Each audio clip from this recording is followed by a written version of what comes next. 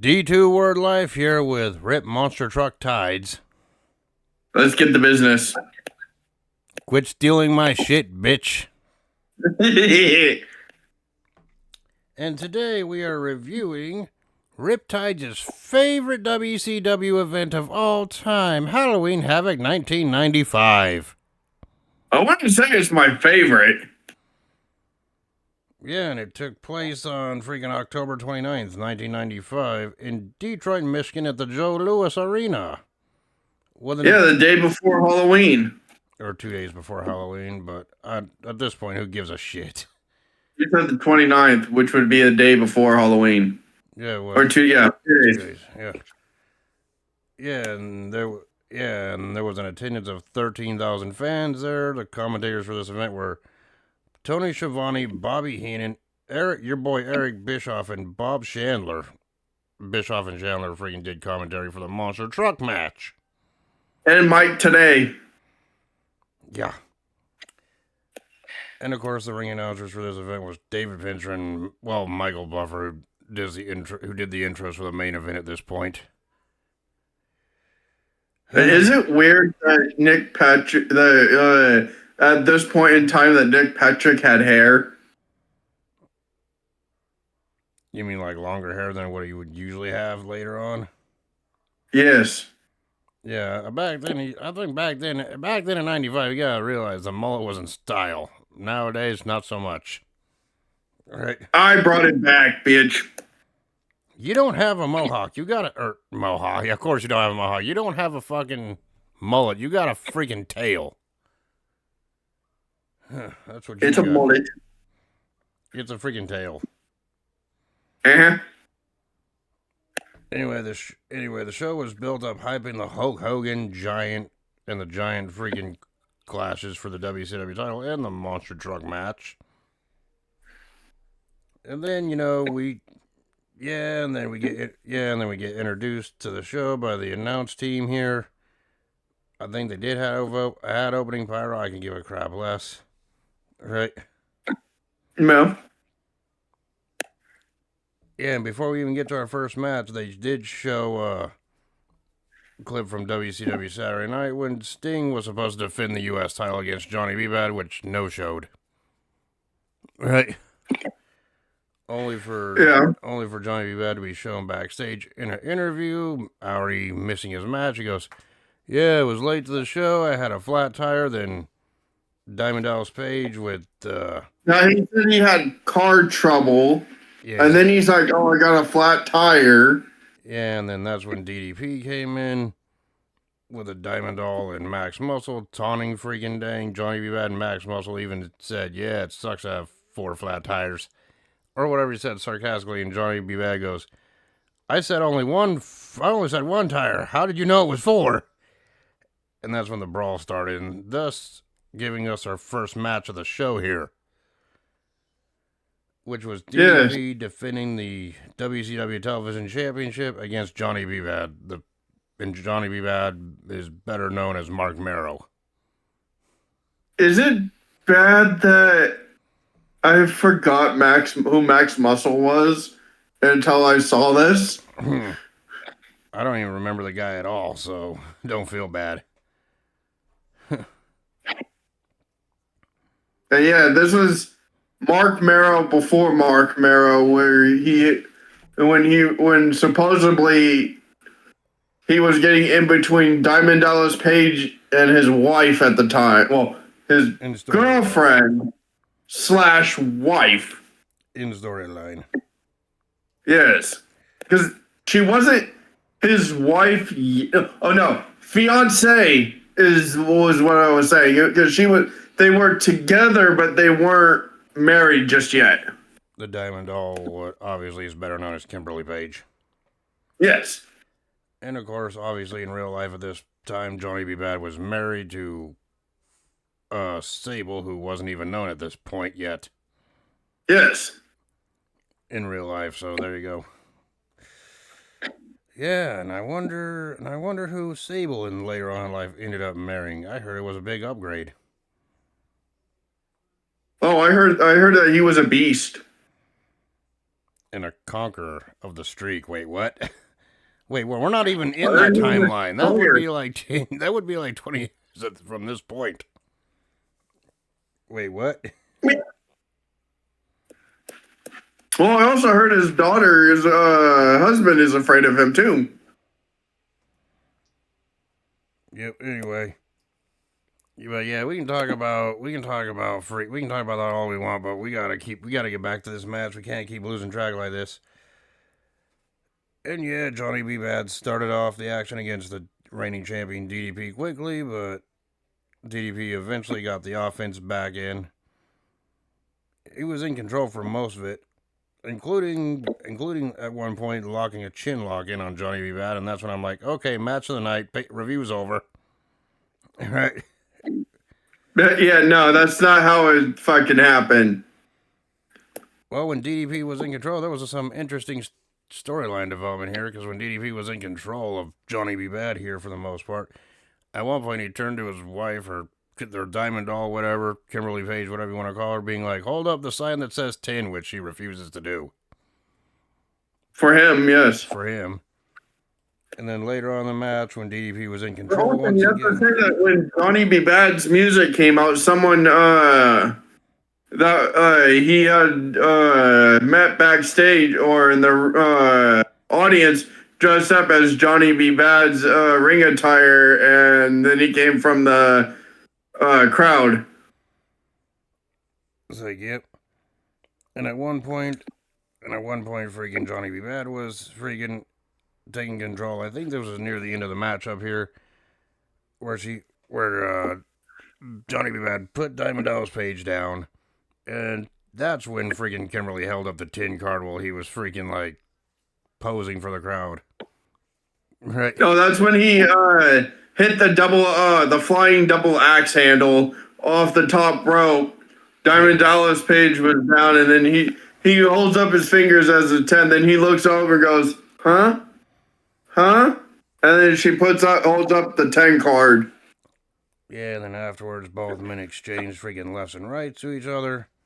Diamond Dallas Page attempted his diamond cutter, but Johnny freaking blocked it by grabbing the ropes, which sent freaking DDP spilling to the outside. And at one point, Max Muscle got up on the freaking ring apron,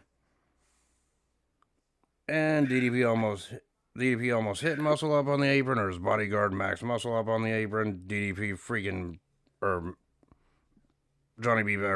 freaking ducked out of the way. Those two almost collided.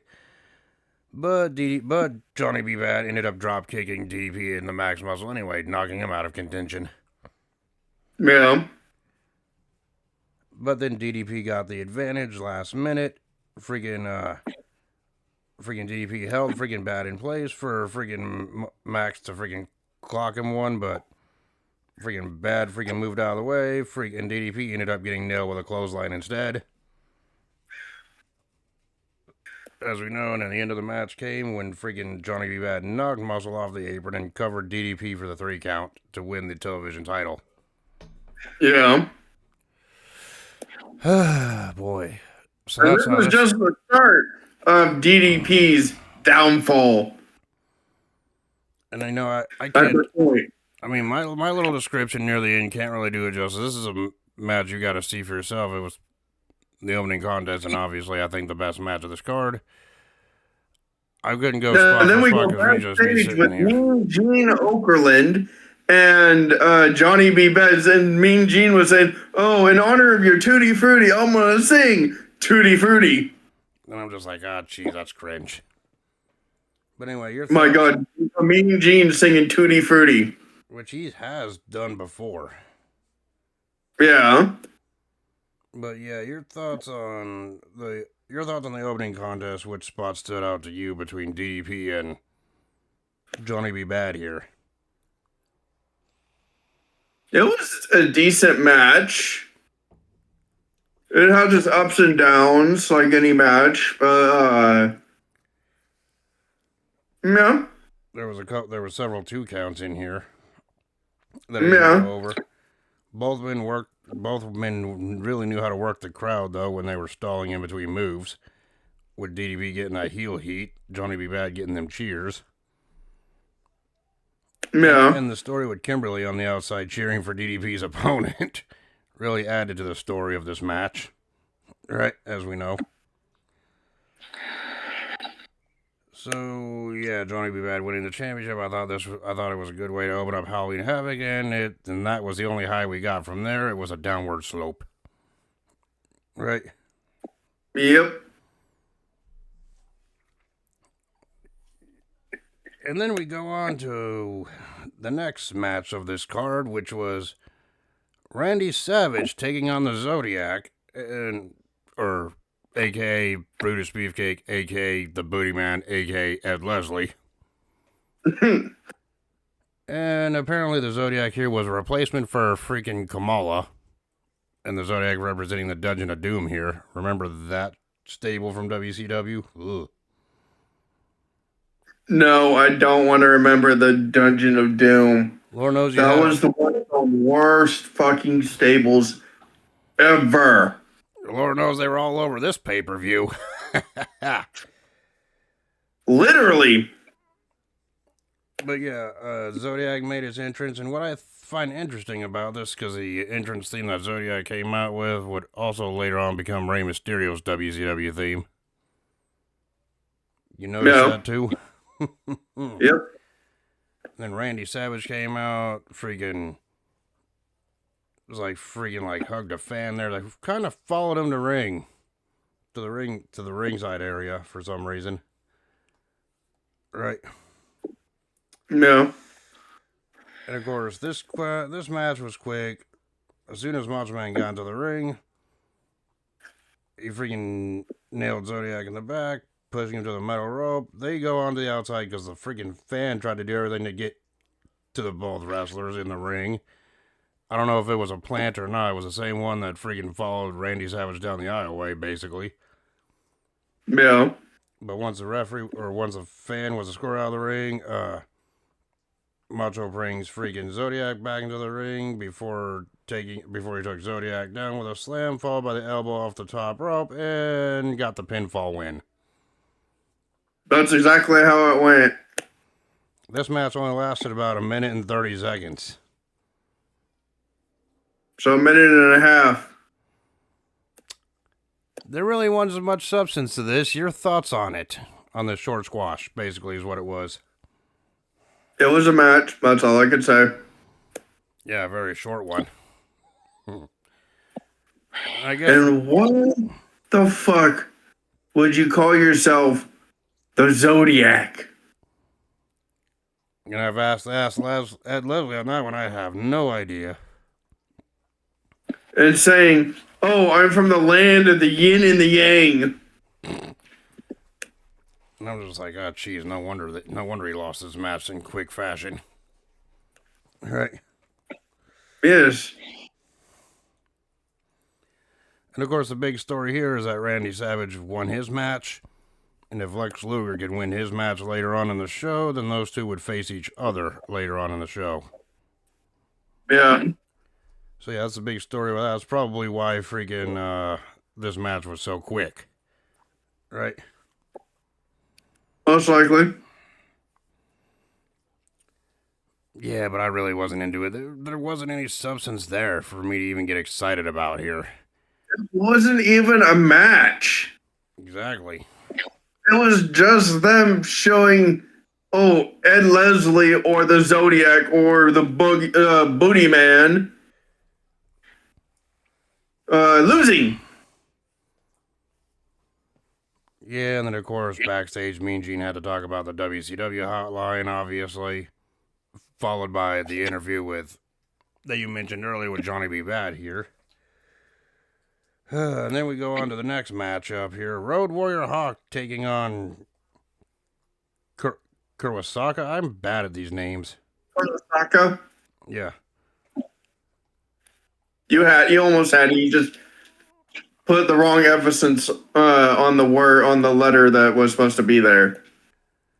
Yeah, and Kurosawa had freaking Colonel Robert Parker in his corner. Which doesn't make sense if you think about it. And of course, the manager, Colonel Robert Parker, would be later known in WWE as Tennessee Lee, but same difference, right? Same act pretty Yeah. much, right? And it's weird seeing a Road Warrior Hawk match without Animal and it being a tag match.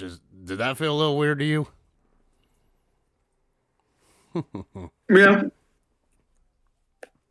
But anyhow, this match wasn't very long either. It was a hair over 3 minutes. Freaking this was built as a revenge match, considering Hawk was looking for revenge from getting his arm injured in a match. Right. And of course, Hawk freaking went on offense too, getting a couple of quick 2 counts. Right. Yeah, and then he was nailing Kazaga with a bunch of chops and kicks, knocking him out to the ground near the end of the match. Near the end of the match, Kazaga missed a freaking elbow drop from the top rope. And Hawk knocked him to the outside. But yeah, Kawasaki got back in after freaking, I believe it was Robert Parker distracted Hawk, and he rolled Hawk back into the ring. And after freaking Kawasaki nailed Hawk with a couple of moves, including a Samoan drop, he covered Hawk for the pinfall win. With Parker holding freaking down Hawk's foot to the rope, whatever. Parker cheated by freaking goddamn holding Kawasaki's freaking legs in place for the leverage. Yes. To win the match. God damn, I can't talk for shit. Why do I even agree to do these? And your thoughts? I don't know why you do. But yeah, your thoughts on this one? This was a rather short match too, but still long compared to that second match. Or the Savage Zodiac match. Your thoughts on this one with Hawk and Kawasaki here? At least this is a freaking match. It went back and forth for quite a while. Instead of just a one-sided beatdown. Yes. But yeah, I really wasn't into this matchup, even though it was a lot better than that Savage Zodiac match on this card.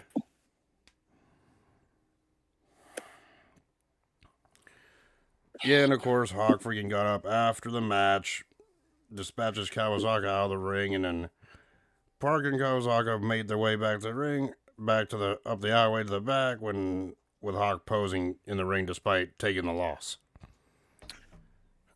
So there you go. That's how the segment ends. Ugh. Yep. Wasn't really a big fan of this match. Hawk was better off this time here being a tag team competitor with Road Warrior Animal here. Right? There's not too many singles matches Hawk and Animal had on pay-per-view, and this is probably one of the reasons why. If I'm being honest. You know what I mean? Well, Hawk and Animal were normally known for being a tag. They weren't really known for their singles career.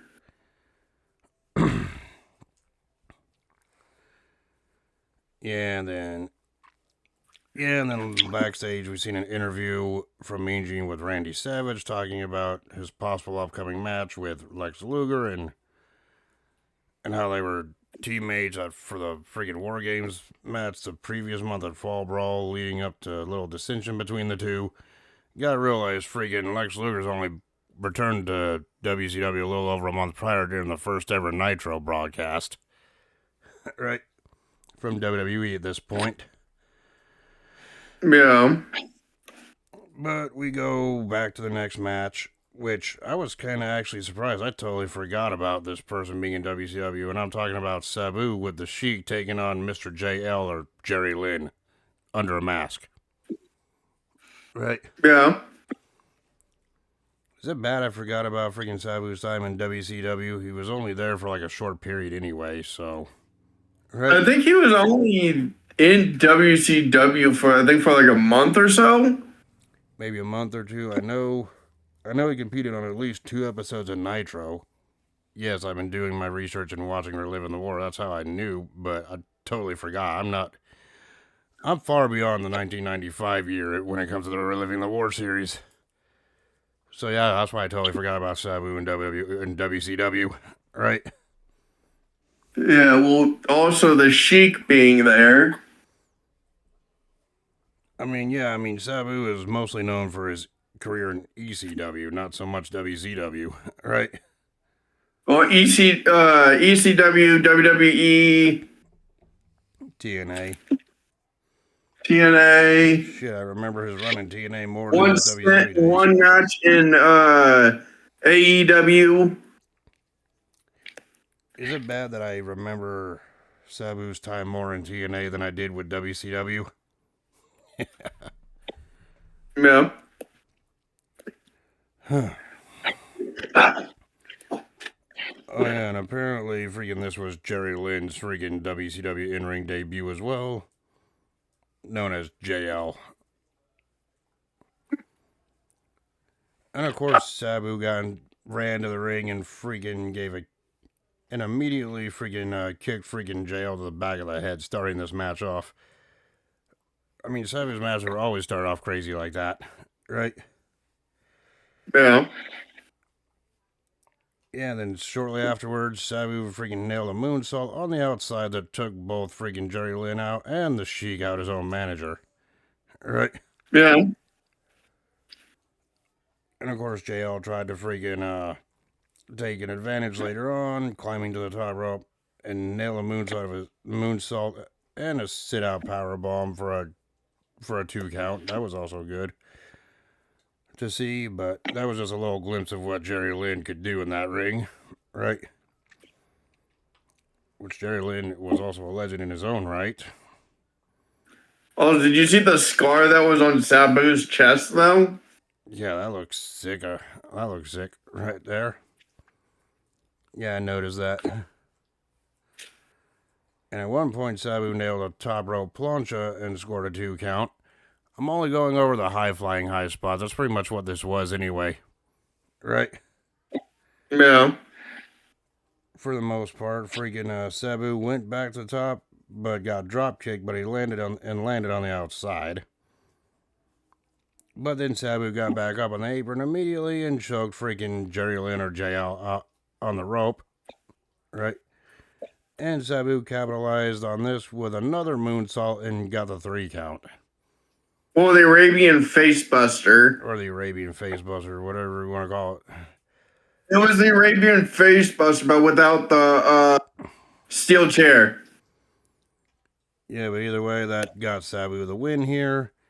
And then the Sheik throws a fireball. Yeah, and the Sheik threw a fireball at JL after the match was over. They never really explained why. Your thoughts on this one? Bobby the Brain Heenan was like, "Oh, how did the Sheik throw a fireball?" You can literally see how he threw a fucking fireball. So yeah, your thoughts on this one between the Sheik and Jerry Lynn or JL, whatever you want to call him. Well, it was good. Well, JL never fucking. I think he only had a very few matches as JL, and then he dropped that persona and went to his regular Jerry Lynn. I mean, yeah, Jerry Lynn did have a 25-year career. I know that. Yes. Spanning between 88 to 13, so, right? Yes. So he wasn't a slouch. Even by this point, he had like a couple years experience, so he knew what he was doing out there anyway. He wasn't no rookie. Well, actually, he wrestled more than until 2013. He wrestled all the way up until I think 2014, 16, somewhere around there. Yeah, because he was also after WCW and WWE, he went to TNA. Well, I know with Jerry Lynn's career, I know he wrestled as JL in WCW. Yes, he had a cup of coffee in WWE during the invasion angle, but what fans actually remember his work for was 1, either TNA in the early days, or 2, ECW. Yes. His feud with RVD in particular in ECW, that's memorable stuff. Legendary stuff viewed right there. Am I right? Yep. So yeah, before we get to the next match, oh boy, we get to hear a promo on stage from your favorite faction in the whole world. No. Now I know why you picked Halloween Havoc 95. You wanted to watch this freaking Dungeon of Doom promo. No. I absolutely forgot about this. That's how I saw it again. I'm like, no. All they did was scream. Yeah, and they were pretty much saying how they were gonna not only bring down Hulkamania, but they were gonna destroy Hulkamania all over the globe and not just in WCW.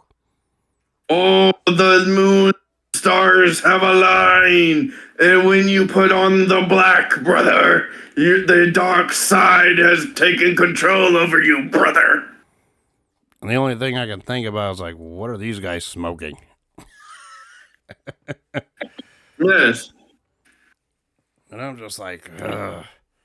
I was just like bored throughout this whole promo. I'm just like, can we go to anything Oh, else? we have our contingency plan, our backup, our enforcer, the Yeti. He is here. You will be thrown off the building, brother. And of course, you know, after that, they did some other advertising with WCW and giving away a Harley Davidson motorcycle to a WCW fan who won a contest. Whatever, I don't care, right? Also, is it bad that Hogan looked weird without his stash? I was about to get to that right before we talked about either the monster truck match or the main event, but okay. But there is one particular moment that they didn't show on this show, but I know happened in the build-up, which we'll talk about later. All right, that since became a meme. Of course, after all that, they did show a commercial hyping World War III '95.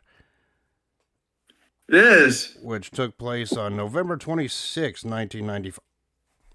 Motherfucker! Yes. God damn it. God damn it, no wonder, motherfucker. More on that later when we get, more on that shit later on. As we get to that. Boy, you didn't catch on when I said, oh, it corresponds with my birthday. God damn it. Okay. I know we usually, okay, I'm telling you right now, we usually don't freaking say what we're going to be reviewing about over a month in advance.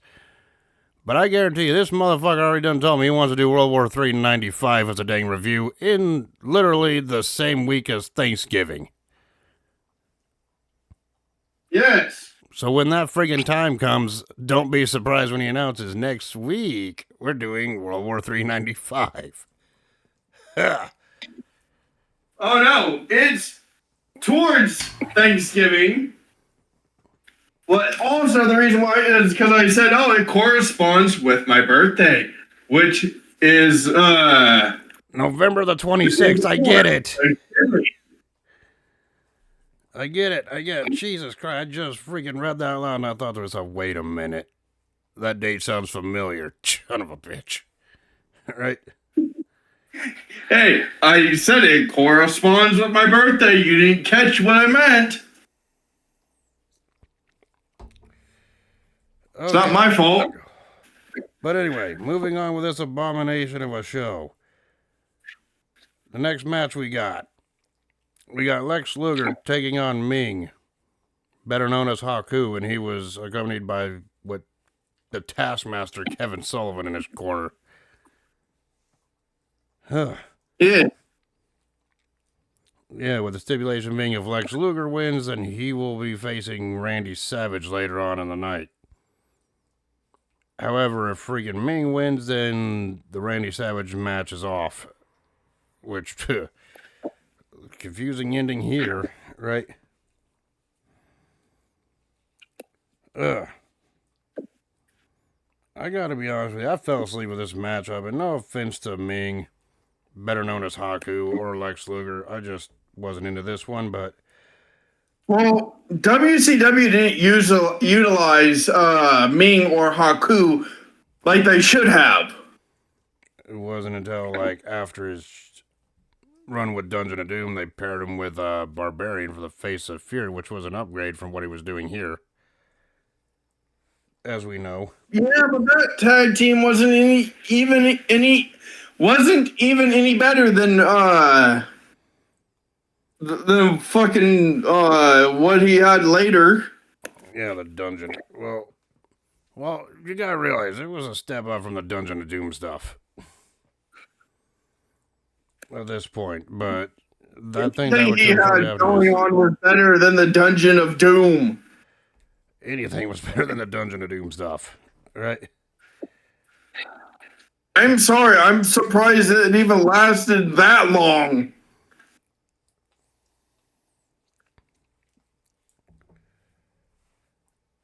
And of course, Luger started this match off strong, but freaking Ming really slowed the freaking in. But you know, he started off left and rights on Ming, even got a side headlock on, and he also nailed freaking Ming with a boot. And of course, freaking Luger tried to go for a pinfall, but got a 2 count, obviously. That's when Ming started to fight back and was performing these rest holds and takedown holds on freaking dang Luger, trying to prolong the match as long as he could here. Nerve holds. And nerves hold, and the fans were even starting to boo this match at one point, I noticed. And it was about at this time I'm just like, I'm dozing off watching this. Right? Yeah. Of course, Luger came back, started working on Ming's arm, but Ming eventually knocked Luger down, going back on offense here. At one point, Ming even dropped Luger with a pile driver for a near fall. And then Ming went for the most devastating rest hold of all, the chin lock. And yes, it's your favorite move. But you know, even a chin lock couldn't bring this match alive for me. I'm just like, wow. I thought to myself, Luger and Haku had better matches than this at this point. You know what I'm saying? And of course, Luger tried to fight back with some freaking elbows and a cross-body block, but Ming freaking recovered and knocked Luger back down on the corner with a belly-to-back suplex. And of course, Sullivan was on the outside looking down. I think freaking, no, this was in a later match, I believe. I'm thinking about the spot that happened. That happened in a later match, never mind. Freaking, near the end of the match, though, freaking both men got back to the free, traded freaking lefts and rights once again. Luger nailed a forearm smash that knocked Ming down to the mat, but as we all know, freaking, the Dungeon of Doom people, they were heels, so of course they had to have their man cheat. So freaking Ming freaking grabbed a freaking golden spike that was rolled to him into the ring by Sullivan here. Nailed Luger with it when the referee was being distracted. And right when freaking Ming was going for the freaking dang pin, freaking Sullivan got out of the ring and kicked out Luger, who was down, and the referee disqualified Ming, giving the win to Luger in such a confusing finish. Yes. To a match that was really slow paced. I understand working at a body part, but I think these two, I think if you minus like half of those and made the match shorter, it still would have been crap with the way they ended it, but it would have been over a lot quicker. Your thoughts on this one? It was good. Still a shitty ending. A confusing ending. Why would freaking Taskmaster or Kevin Sullivan freaking screw his own client out of the win, right? Because at this point, he was in talks with Luger joining the Dungeon of Doom. And Luger, prior to this, from what people have speculated and said about this event, is that Luger signed the deal with the Dungeon prior to his match with Ming. Dungeon of Doom, more like the sex dungeon of doom. You guys will know what I mean by that later. It's kind of weird that I'd have to agree with you with that, because the way that they had the Dungeon of Doom characters dress up. Yep. Kind of weird and It was questionable. questionable. Yeah, and it really games, and that statement really comes questionable knowing what happens in the main event. Am I right? Yeah. And of course, backstage, we see Mean Gene interviewing the Giant wearing his freaking ridiculous freaking monster truck jumpsuit. Yeah. Yeah, when he went to grab the freaking microphone, he grabbed Gene Okerlund's hand, thus freaking causing pain in Okerlund's hand. And afterwards, he goes, yeah, Giant, how about either I hold the mic up or you hold the mic? Either way, I don't care. Just don't freaking squeeze my fucking hand like that again. Right? Yeah. And this was at the time when the Giant was being built as Andre the Giant's kayfabe son. That's why he got into this whole feud with Hogan to begin with. Well, why do you think backstage as well, when every time the Giant had interview, it wasn't with Mean Gene, because Mean Gene refused to do any interviews with the Giant at this point because he kept crushing his hand every time he grabbed the mic. Yeah. And of course, the Giant is better known today as either the Big Show or Paul White, but this is when he was first starting out in the business. Yes, and then later on when he left WCW, because WCW never knew how to utilize people. I hear some disdain in that voice when you said, the extra sting in your voice when you said, utilize people! It's probably why freaking they went under. They had many great talents that just sat. And not only that, they had great talent that they weren't even using correctly and then ultimately fired. And then they became famous big stars somewhere else. So there you go. All right. Here's the name of a few. Let's see. There was Johnny B. Bad. Johnny B. Bad. Mark Callis. Mark Callis, who ran as Mark Callis, who later went on shortly before this to become the Taker. Yeah, and then there was Stunning Steve Austin. Well, he was the Stunning Steve Austin, the ringmaster. And then when he came out in his black short, they're like, oh, you're never going to do anything. He became Stone Cold Steve Austin. Oh, yeah, and let's not forget some of the stars that were in WCW after this that they could have made main eventers on, but they didn't. That had potential. There was Benoit. There was Benoit. There was Guerrero. There was Malenko. There was Jericho. All left eventually and became big stars somewhere else. Yes. But, so yeah, there you have it. Right? Yes.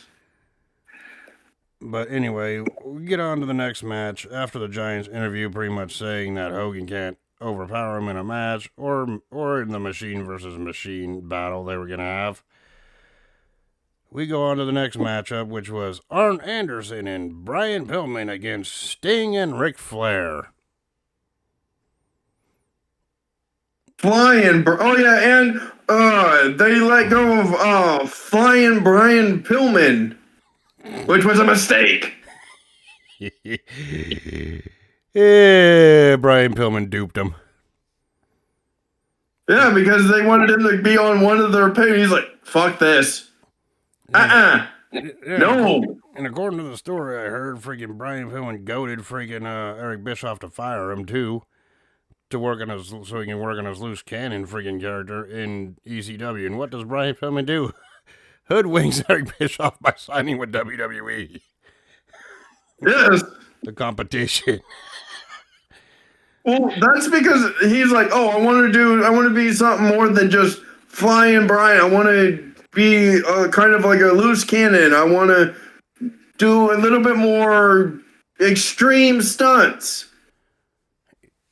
Yep. And then he's like, okay, you can go to WCW or ECW and try this. And he's like, WWF. He's like, dumbass. Well, I bet when he was signing that contract, he was probably thinking, Eric Bischoff is a sucker. From what I heard and speculation from a lot of people is that when because Brian Pillman had two contracts, one for WWF and one for ECW at the time. Yeah. He didn't do the ECW. He gave Eric Bischoff his walking papers to go to WWF. Yeah, like the following year after this. Yes. Yeah, and well, he did. Even though he did develop his loose cannon character in WWE, well, unfortunately, we know how that ended. Well, yes, but at least he got to do what he wanted to do. Exactly. That's why I'm saying is like, yeah, they had great talent, but they failed to utilize them. Yeah, but right now, Brian Pillman's legacy is being carried by Lexus King over on NXT right now, so there's that. Right? Yeah, well, eventually he's going to lose his Lexus King persona and probably go, from what he's saying in interviews and off-screen segments and stuff is he wants to be Brian Pillman Jr. and do kind of like what his dad did. Yeah, Brian Pillman Jr. is Lexus King's real birth name anyway. Yes. Which would be fitting anyway. But anyway, enough about that. We're kind of off topic. We need to talk about this tag match with Pillman and Anderson against Sting. Against pretty much Sting in a glorified handicap match. We were semi on the same topic until we went to his kid, but that was still there. But yeah, let's talk about this match now. The backstory of this is Ric Flair, quote, got taken out. Brian Pillman and Arn Anderson. Yeah, taken out. And this was basically a glorified handicap match for most of it. I mean, yeah, Sting did get on offense, but every time he'd get on offense, he would be double teamed, being knocked back down again throughout pretty much the entirety of this matchup.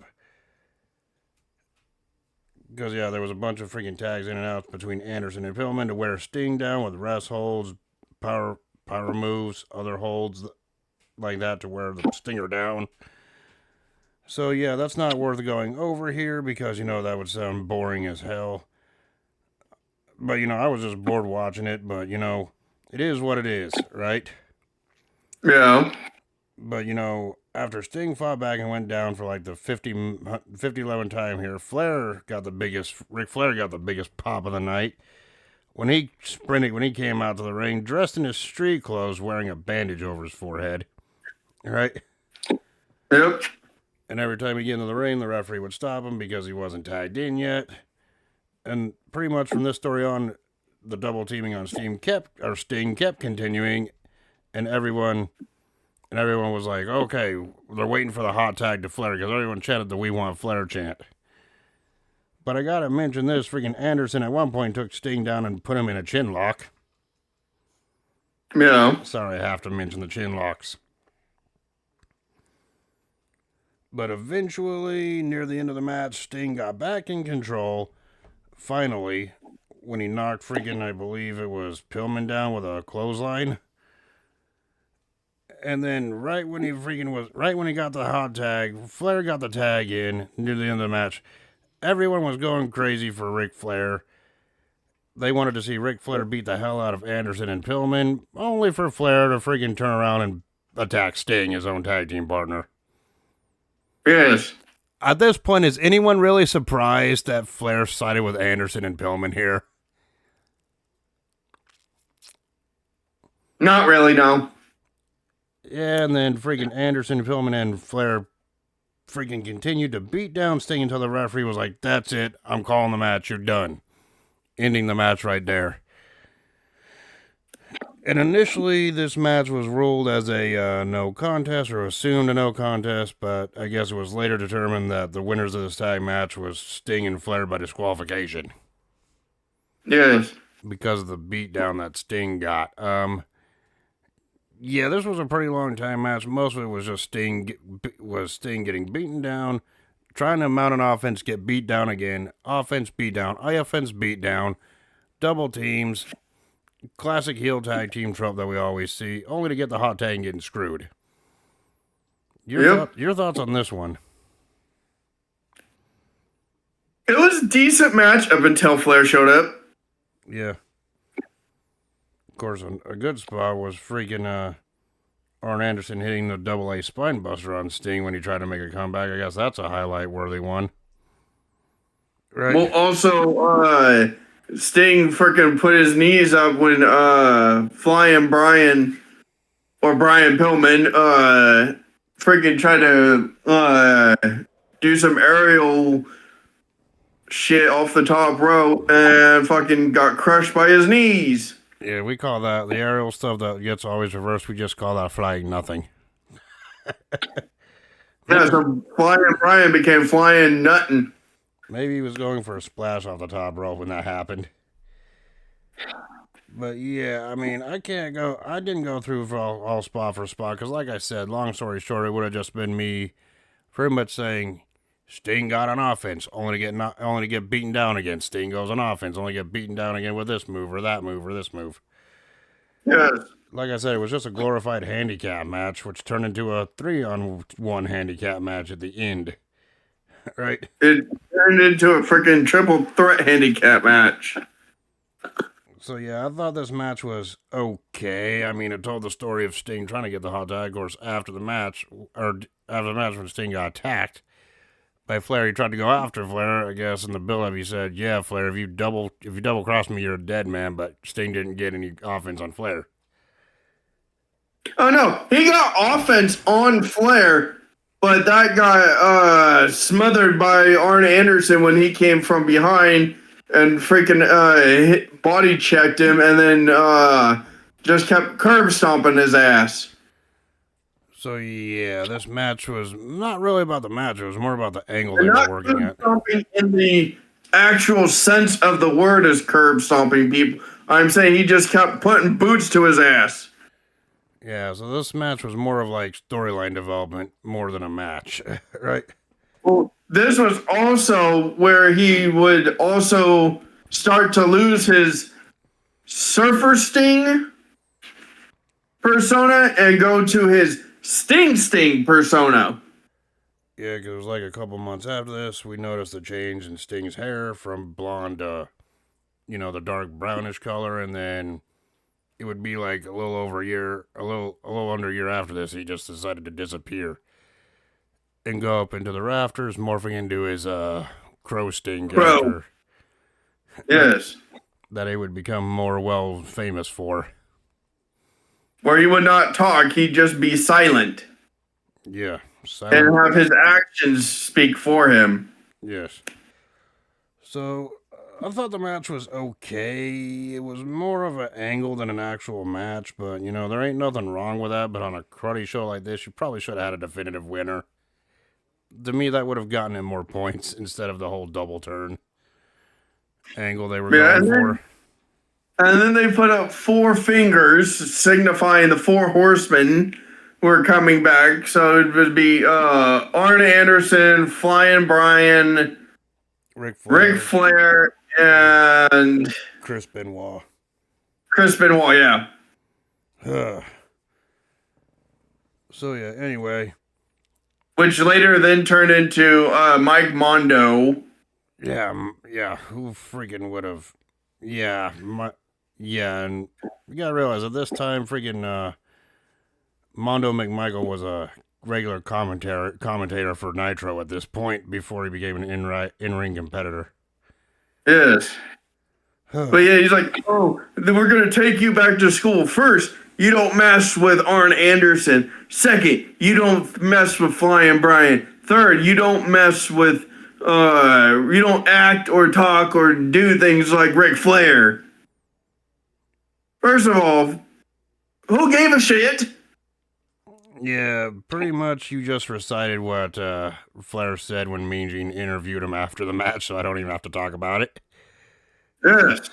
And then 4, we're reuniting. It's what everyone wanted.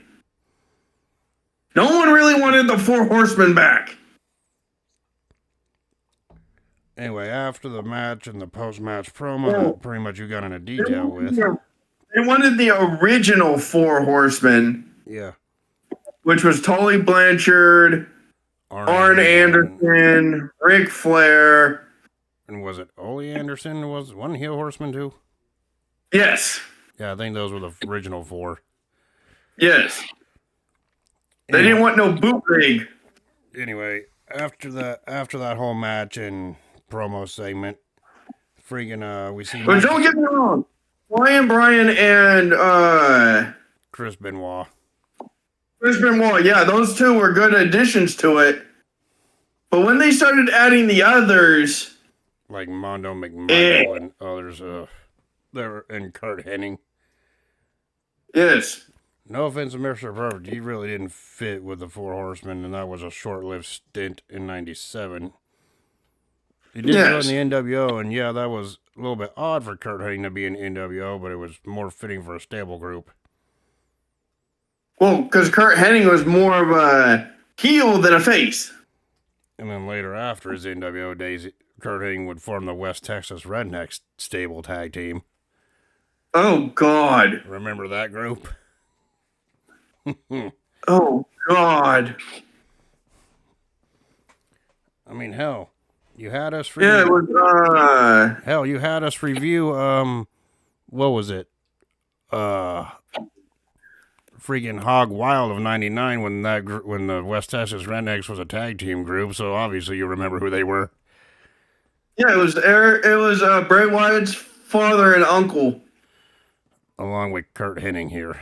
But that wouldn't be for another, 4 years after this event. There was Booker T and his brother. Yep. Anyway, after that whole segment was done, or match and interview was done and over with, we go to Mike Tenay backstage talking with Lex Luger about his upcoming match with Randy Savage.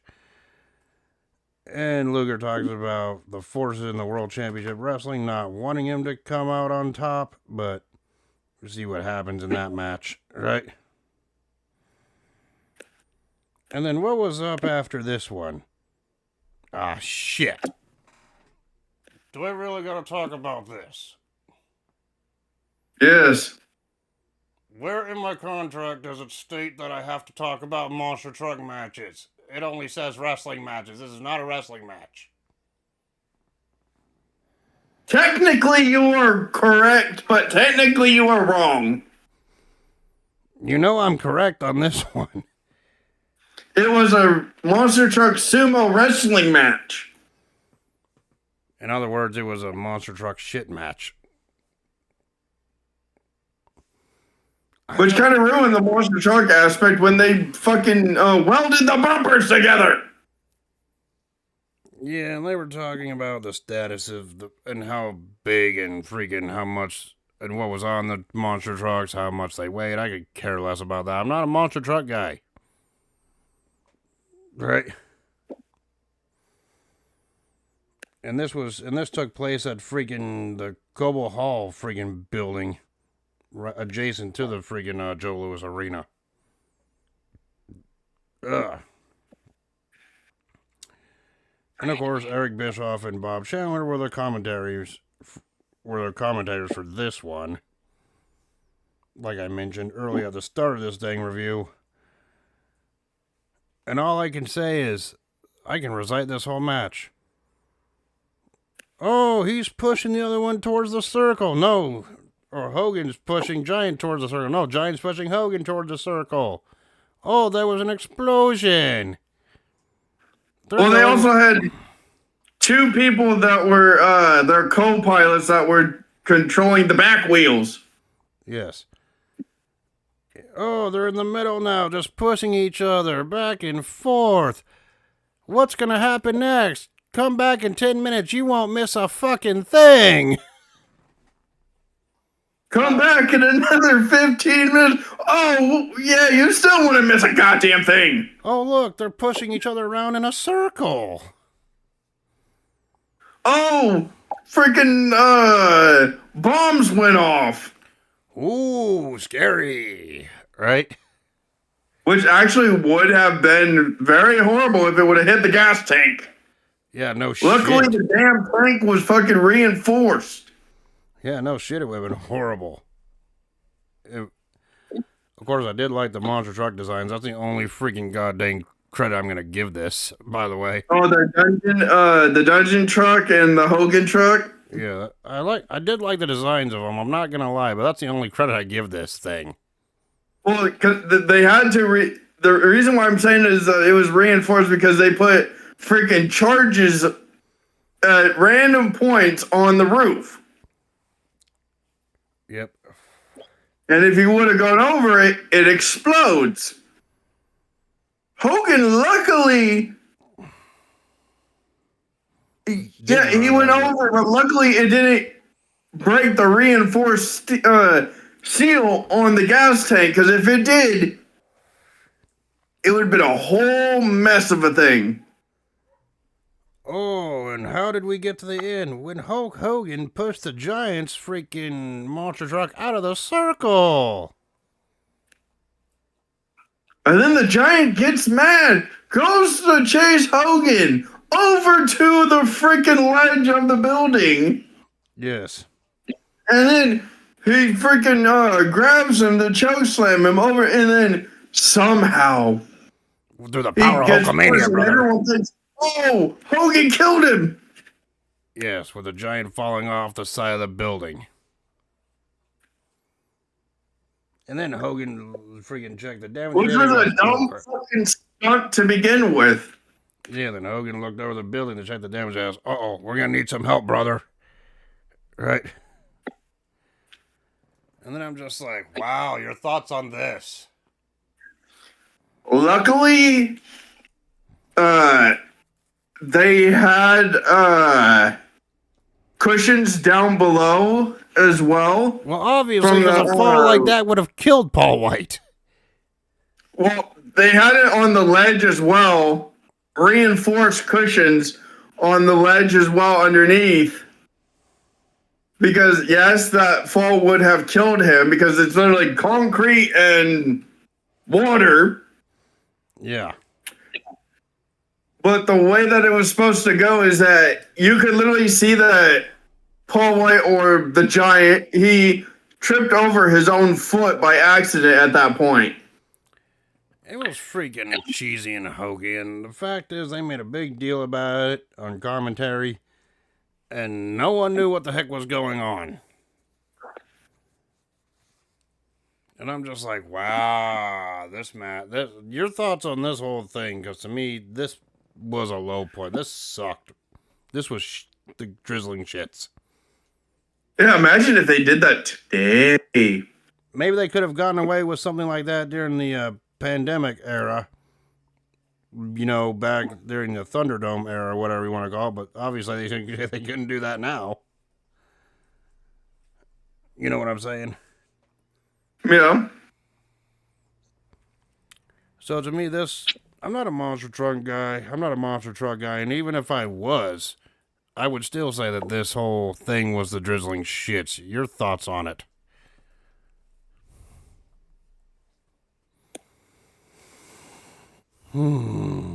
You're still comprehending it, aren't you? Yes. Well, I already know what score I'm going to give it. And if you think that's the worst, it just gets better from here. No, it doesn't. Right? But before that, we got to talk about the semi-main match, which was the Lex Luger taking on Randy Savage, who both of them won their matches earlier in the show. So here we go. Both men actually got cheered. It was a face versus face match. Both men got a good ovation from the crowd on the way out, obviously. Yeah. And of course, it was kind of hard to concentrate on the opening portions of this match because all the commentators could do when these two were going back and forth at the beginning was the commentators, they were just talking about how the Giant fell off the roof and how there was a panic all everywhere backstage and how the main event for this show would be in jeopardy. Right? Yeah. And of course, Savage started off by decking Luger, went in for a friggin' handshake, but Savage wasn't having any part of it, right? And about near the start of the match, near the start of the match when it was going to the halfway portion, Jimmy Hart comes out, dressed all in black. That should have been a hint of what was to come, really, right? Yeah. It's like Luger continued working on Savage, including nailing Savage with a kick to the chest, and continued to choke him on the top rope. Freaking Luger, and then Savage temporarily gets back in control, but Luger took control back, tossing Savage to the outside. Near the end of the match up here, freaking Savage came off the top rope, but was hit on the way down by Luger near the end of the match up here. I know I'm missing a big chunk in the middle, but I don't care. Freaking, that's when Jimmy Hart decided to get on the apron, which distracted freaking dang Luger long enough for Savage to capitalize, knock Luger down, and nail a freaking elbow off the top rope to get the pinfall win. Yes. Your thoughts on this one? Well, at least the Luger and Savage match was actually a match. Unlike that first match that Savage competed in earlier, that was a squash. Right? Yeah. And then we were all wondering what the heck was Jimmy Hart doing out here. He wasn't the manager of any of these two at this point. Or so we thought, right? Yes. Because as far as we knew back then, Jimmy Hart was only managing one wrestler, and that was Hogan. Right? And then we come to the most dreaded ending. The main event. Okay, but before we talk about this crappy main event, which this is a crappy main event, I know they showed this. I know they showed the build video package before the monster truck match, but we might as well talk about it here. At least some highlights of this build was, the Dungeon of Doom trying to end Hulkamania, which that failed spectacularly. But some of the biggest moments for me was one when Sullivan, dressed as a freaking woman, as an old lady in the crowd, attacked Hogan, and then what did the Dungeon of Doom do? They shaved Hulk Hogan's mustache. Yes. And I'm just like, damn. And I just looked at him like, maybe you should do the same thing. You're like, you. I wish you would try. Yeah, try to be like the Dungeon of Doom and do that. Let's see how that works. These hands are rated E. E for everyone, boy.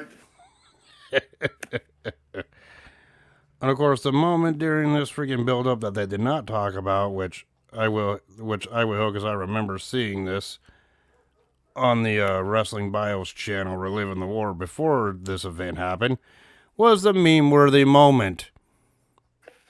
And the moment I'm talking about, when Hogan was backstage in the Dungeon of Doom lair looking around, and then he says, and then he uttered the line, "There's no Hulkamaniacs here, brother." Yes. And now that image has become a dang meme. And of course, this was when Hulk Hogan was also tapping into his dark side, dressing in all black. A little preview of what he'd be wearing during the NWO days. So yeah, that was a little nice touch there. Right?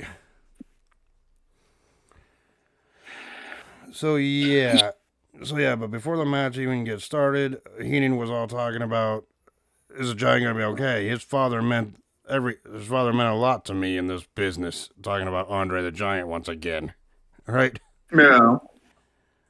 But Hogan comes down to the ring. He was about to cut a promo about what the heck happened or what the hell's going on.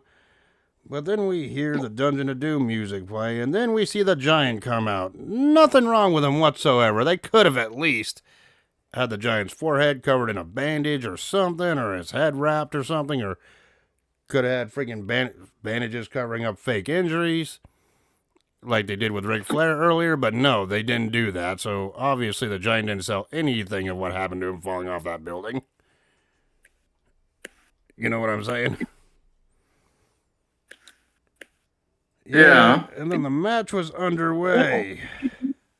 They told him to sell it a little bit, but he's like, "Oh no, I'm fine right now." He's like, "Oh, it's fine right now. I'll do it later," which he did kind of sell it a little bit after they did this Battle of the Strength.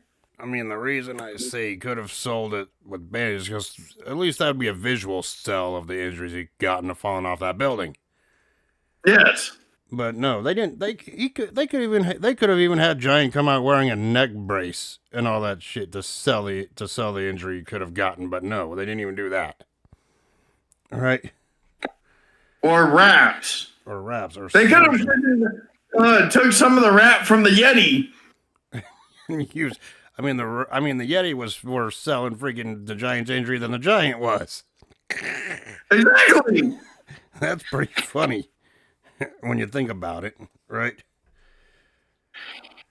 But anyway, the match starts. Giant runs in, grabs Hogan, but Hogan jumps out of the ring. But he jumps out, runs to grab Hogan, but he jumps out of the ring. Hogan then walks around the outside and tries to get in the ring, but Giant won't allow it, taking over the ring. Usually it's the opposite, where the heel tries to get in, but the face doesn't allow it. Right? Yep. And mind you, this was this was Paul White's or the Giant or the Big Show's first professional actual in-ring debut. Right? Yeah. And of course, eventually Hogan got back into the ring and they started battling each other. Hogan took off his bandana though to reveal the Taskmaster paint on his forehead. Hogan was dressed in all black at this point, right? Yes. That's why I kept saying, he's like, "Oh, when you wore the black, brother, the dark side took control, brother." Yeah, but then Hogan tried to slam the Giant, but the Giant clubbed him in the back. Giant was in control for most of this early going, brother. Right? Hogan and the Giant even gave Hogan some big chops onto Hogan in the corner, brother. But Hogan started to stalk, and Giant continued to stalk Hogan around the ring, and he choked him up in the corner, trying to wear Hogan down even more with more chops and a freaking a foot to Hogan's throat when Hogan was down and out, right? And of course, freaking the Giant was in control, attempted a leg drop or an elbow drop, whatever. It looked like an elbow drop, but the commentator said it was a leg drop. But either way, whatever the Giant was going for, it missed because Hogan got out of the way, right? Yeah, and then Hogan freaking had Giant propped up in the corner and did the 10 punches in the corner plus a back rake, followed by a clothesline that doesn't even knock the Giant down. He had to nail 3 clotheslines before the Giant went down at this point. But yeah. But anyway, after some more back and forth, mostly with the Giant getting in control, including freaking the test of strength that you mentioned earlier. And then him saying to Jimmy, kind of selling it a little, he's like, "He's too strong! He's too strong!" Yeah, that's what Hogan was yelling out to Jimmy Hart, who was at ringside. Right? And then Jimmy was like, "Use the power of Hulkamaniacs!" And he started to Hulk up. Yeah, and I believe this was after freaking the Giant locked freaking Hogan in multiple bear hugs. Reminiscence to what Andre did to Hogan at the Mania 3 match that they kept referencing here. Right? Yeah. And Hogan started to Hulk up. Once again, Hogan nails the Giant or the Big Show with a big boot, but Giant stayed up on his feet upright. And then freaking Hogan went... And he motioned to do the body slam that he did to Andre. Yeah, he did nail the body slam that he nailed to Andre. And Hogan got the leg drop, but before the referee could even count, Jimmy Hart got up on the ring apron, or grabbed the referee and kicked him out.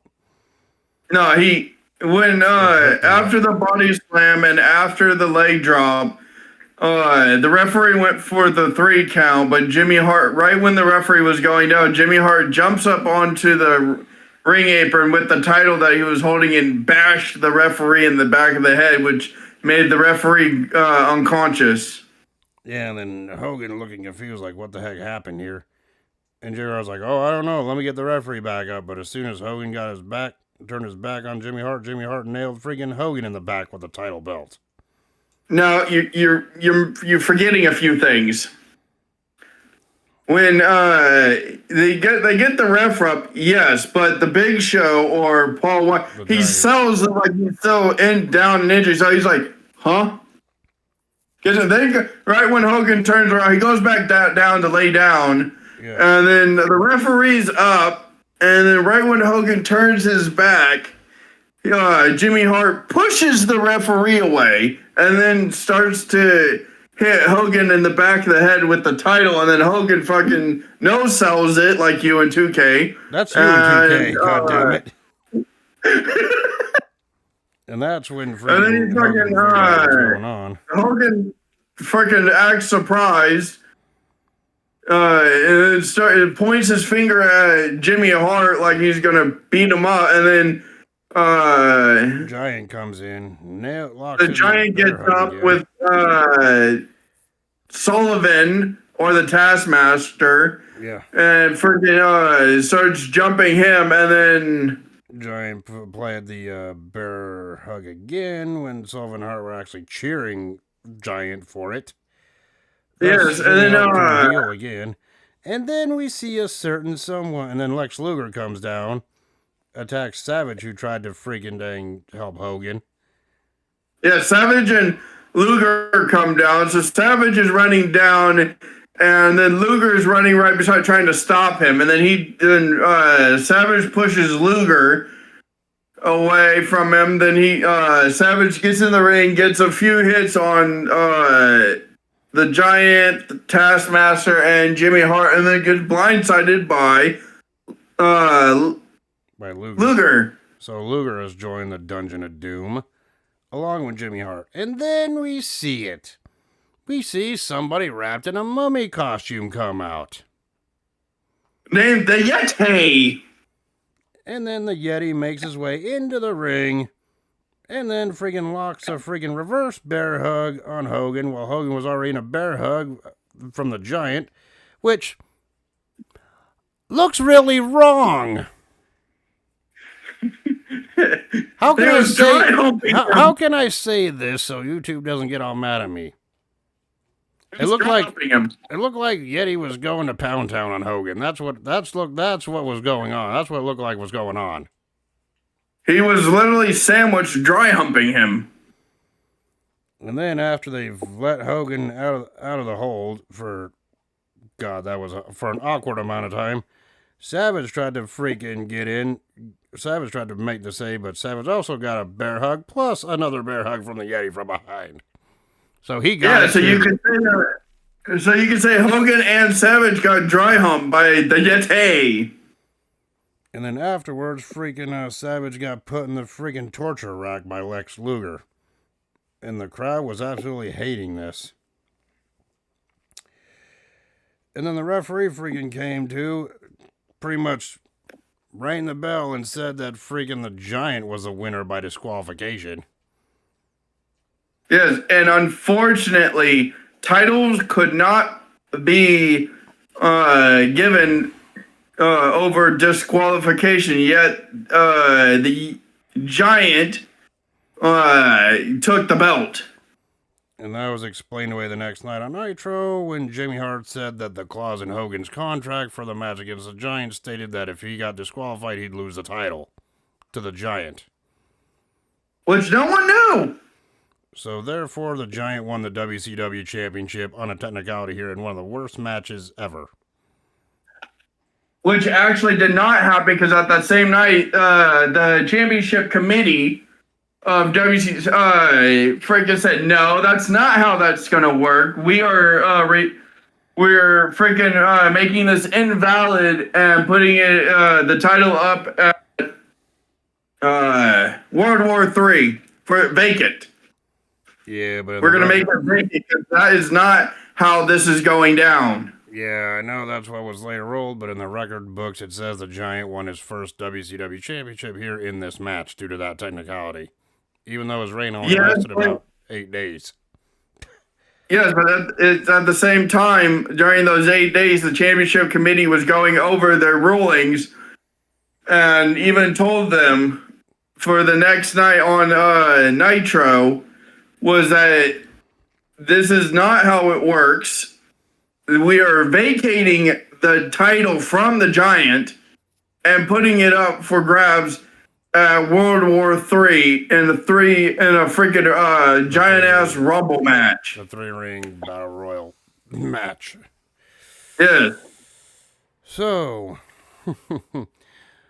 so your thoughts on this crappy main event with Hogan and the Giant that ended in controversial fashion?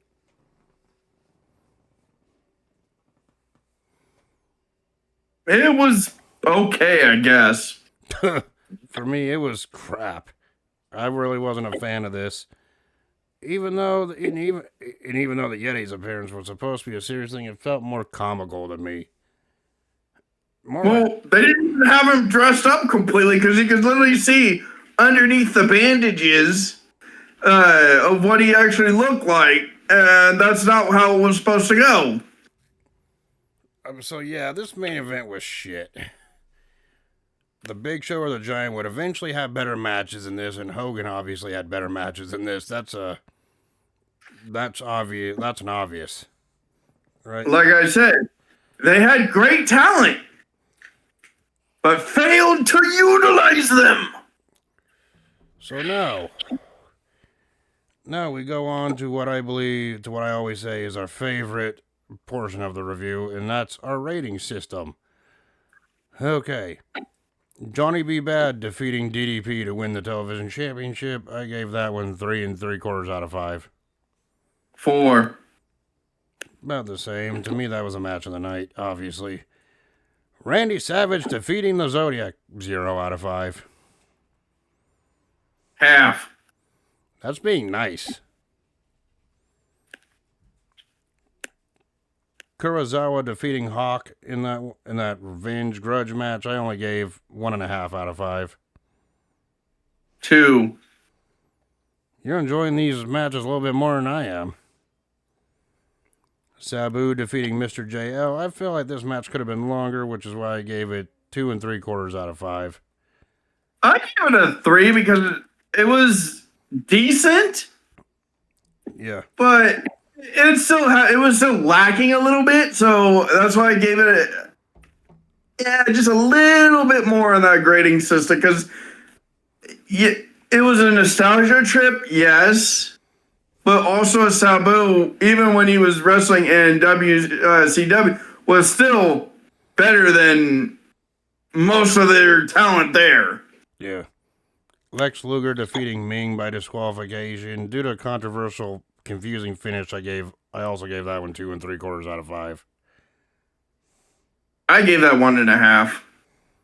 Damn. Not saying that Sabu, Ming, or later known as Haku, was bad. No, they just didn't utilize and give him good enough direction of what was going on. Yeah, and the ending, well, that was confusing, but whatever. Moving on. Sting and Ric Flair defeating Arn Anderson and Brian Pillman by disqualification after Flair turned on Sting. I was being nice. I gave that one 3 out of 5. I gave it a 3.5. Gave it 3 out of 5 because at least the Sting's freaking effort in trying to get that hot tag is what made the match. That's why I gave it 3.5. Yep. Hulk Hogan defeating the Giant in that sumo monster truck. Obviously 0 out of 5.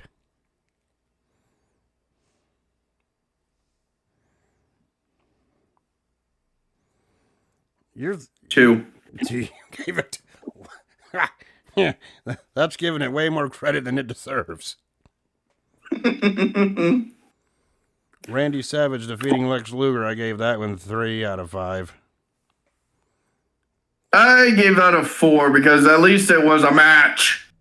Yep. And it didn't have any freaking confusing ending. It just literally was a match. Yep. And in the main event, the Giant defeating Hulk Hogan by disqualification to win the WCW Championship. Obviously, I gave that one 0 out of 5. I'd hate to say this. I give it a 1. It deserves a 0. Why are you giving it a 1? Hogan put up a fight. You only gave it a 1 due to the dry humping at the end. It made me laugh. So that being said, obviously... I hate to give any Hogan match lower than a 5, but this didn't do it. Was crap. This didn't do it. No. Even Big Show, as the Giant, yeah, Big Show has 5-star classic matches. The Giant, half a star matches. I mean, don't get me wrong, Paul White did have some decent matches in WCW, but I wouldn't necessarily call him 5 stars. For being the big man. Am I right? Yeah, when he went to WWF at the turn of the couple years later, or a year later, whatever. About 4 years later. He was doing fucking banger after banger after banger after banger. Up until he semi-retired and left the company. Yes. And yeah, there's way more memorable moments Paul White had in WWE than WCW. So, that being said, I hate to be as harsh as I can, but I think most people would agree with me. My final grade for freaking Halloween Havoc 1995 is unfortunately an F. Not even the opening match can freaking save it. I say D-. Borderline F. So, about the same ballpark. Yes. To me, if I had to recommend a match of the night, it would have to be, or a match to go back and watch, it would have to be the DDP Johnny B. Bad match. Other than that, you really don't need to see anything else. Yeah. Unless you want to see the Sting match just for the comeback and the struggle to get the tag, but that's about it. Those were the only positive highlights from this show. Other than that, every match, like I said, teetered from below average to absolute crap. Yes. So yeah, that's our thoughts. That's our review and thoughts on WCW Halloween Havoc 1995. Oh, and speaking of crap...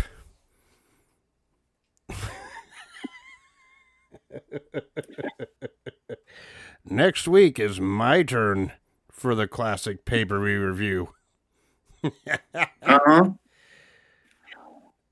And I was thinking about it, and it is freaking October. And you put me through this long string of crap shows, and yeah, I contributed. So it's not totally your fault here, but next week we are going to see a show that is also considered a crap show. Now, it's not a TNA show. It's not a WWE show. Hell, it's not an ECW show. We're staying right here with WCW. Because WCW was the masters of crap shows, am I right? Fuck you in advance, you fucking dickhead. I know what you are doing. Prepare for revenge, bitch! Now let's see if you know what I'm thinking of. You had us review a 1995 show here. I'm a jump ahead a few years in this timeline.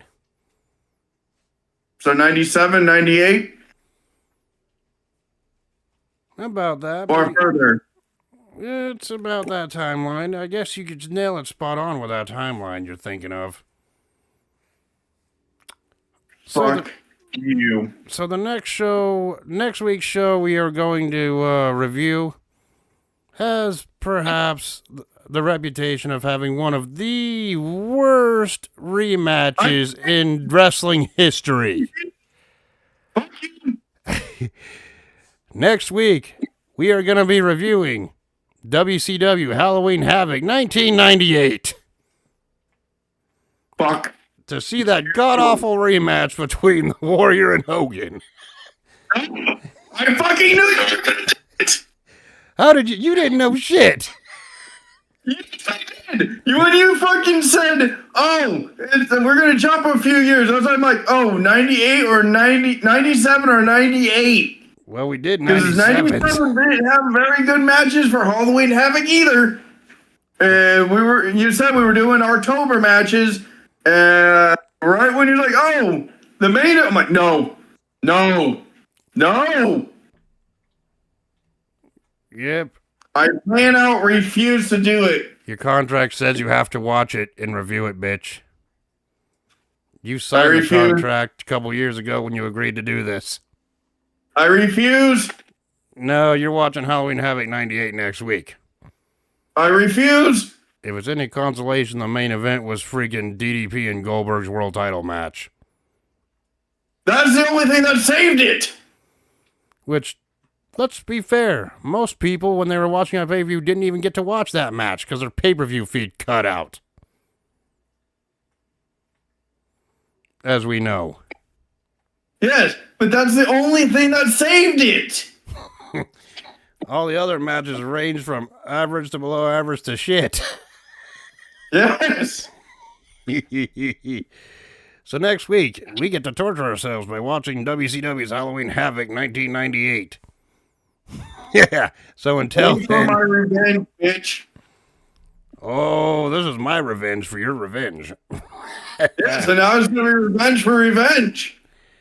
So until next time, we will talk to y'all later. Peace. Now, I'm going to tell you guys, it's going to be another WCW event. Oh, Jesus Christ. You'll have to wait and see. I already know. I probably already know, you asshole. Anyway, we will talk to y'all later. Peace. Deuces.